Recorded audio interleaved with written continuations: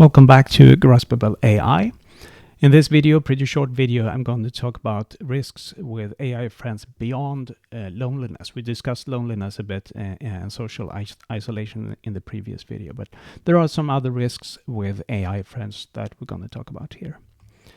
The first one is on a societal level, not the individual level, and it concerns ideological influence, because the large language models powering the AI friends, they are inevitably biased. They are built with data from the internet that is biased.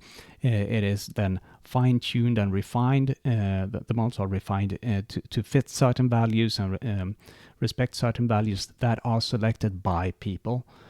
So they are, well, all messages, all culture is biased. The question is just what kind of bias do they have, and this is can be a problem with AI friends. If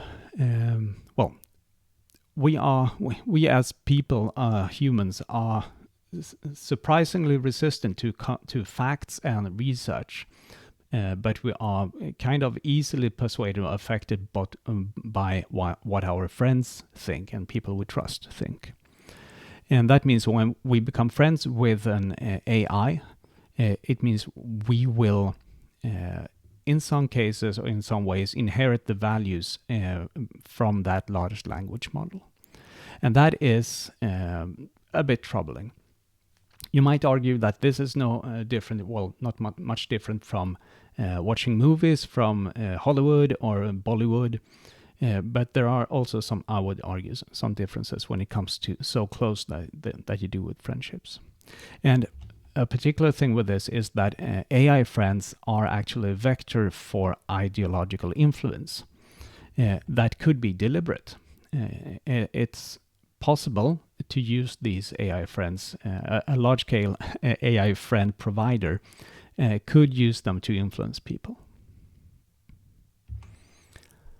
All right. Another thing that is more on a personal level is something called AI psychosis. And this is not, I'm not saying this is a medical condition, but it was called AI psychosis this summer when a number of reports or cases were reported about people losing touch with reality after spending too much time going down a rabbit hole with a chatbot. And the chatbot reinforced these people's conspiracy theories or strange beliefs and made them believe more and more in these, eventually lost touch with reality.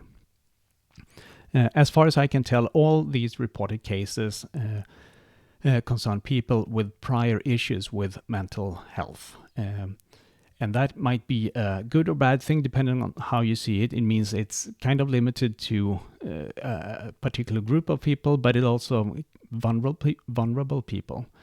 So it's kind of bad in that way. Final example is rare cases of severe harm caused by or triggered by AI friends. There are sadly a few examples of suicide triggered by or encouraged by or assisted by AI friends or chatbots.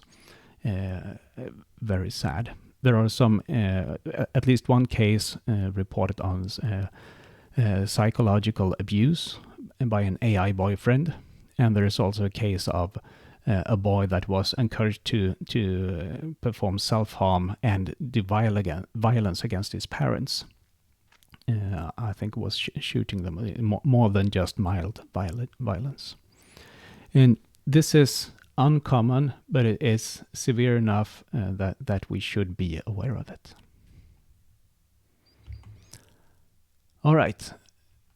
As with most videos, I'd like to end with an exercise, and in this case, I would like you to reflect and discuss. Think of a student in your vicinity that might be vulnerable to these risks described here. Think about what warning signs you would look for. How would you approach a conversation with this student or perhaps their parents to talk about AI friendship risks and safety? And if you have a colleague nearby, talk, discuss with them, share your thoughts, and become wiser together. All right. Thanks for watching. See you in the next video.